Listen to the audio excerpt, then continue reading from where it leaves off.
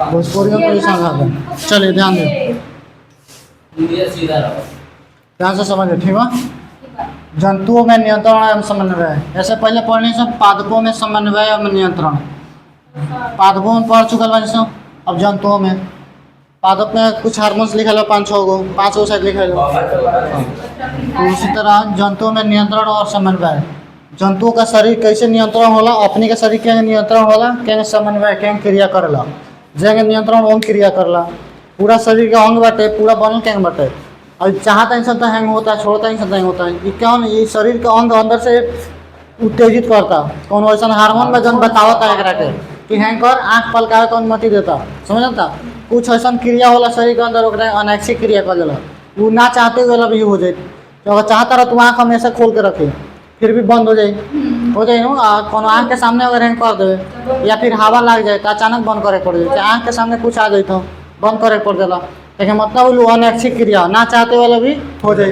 और कथी बटे जो अनैक्षिक क्रिया शरीर के जौन अपने आप होत रहेला, जैसे दिल के धड़कना, हार्ट का धड़कन, वो रुक थोड़ी सा होता है, अपने हाथ में थोड़ी बा, वो अपने धड़कन। दिमाग भी हो जाए, लेकिन दिमाग के नियंत्रण कर सकल जाता, चाहल जाओ तो ओकरा के नियंत्रण कर, जेने चाहे ओने ले जा सकल जाता, लेकिन ओकरा ला बहुत कठिन मेहनत करे पड़ी, ठीक है।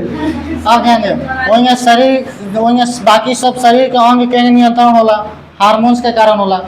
अब ध्यान दियो, तंत्रिकीय नियंत्रण एवं समन्वय, जितना शरीर के अंदर तंत्रिका बाटे ओकरा बारे में बा कि जंतुओं में तंत्रिका मिलकर तंत्रिका तंत्र बनाता है। यही तंत्रिका तंत्र बाद में शरीर के अंदर से, एकरे अंदर से निकलेला हार्मोन्स। ध्यान दियो, तंत्रिका तंत्र का निर्माण करती है।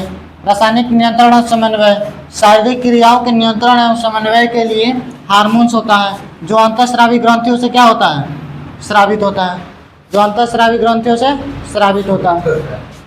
हेलो लोग चाहें आगे ध्यान दीजिएगा, हार्मोन्स कहाँ से निकलता है, अंतःस्रावी ग्रंथियों से। तो हार्मोन्स कई प्रकार के, शरीर में हार्मोन्स कई प्रकार के होता है, जो कहाँ से निकलता है, अंतःस्रावी ग्रंथियों से निकलता है, ठीक। तंत्रिकीय नियंत्रण एवं समन्वय देखिएगा, मानव शरीर में तंत्रिकीय ऊतक पाया जाता है, जो किससे बना होता है, न्यूरॉन से। किससे बनाता है, न्यूरॉन से बना होता है।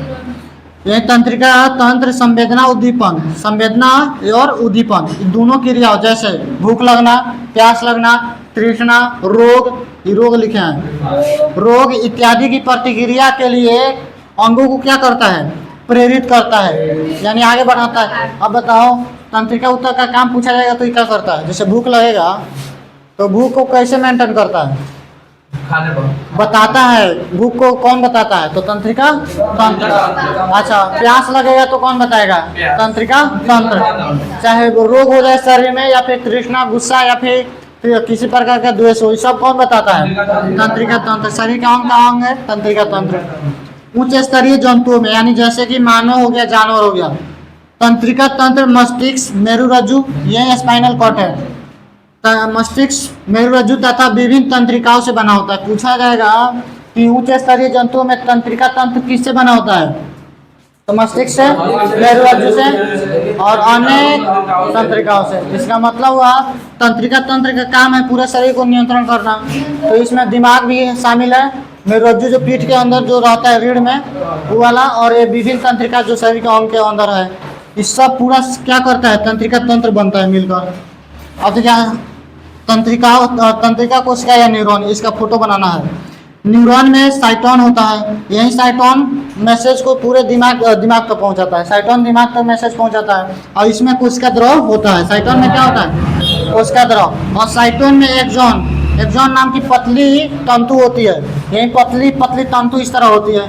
इसका काम क्या है, इसका काम है कि संवेदना को साइटोन तक पहुंचाना है। साइटोन क्या करता है, मस्तिष्क तक पहुंचाता है, दिमाग तक।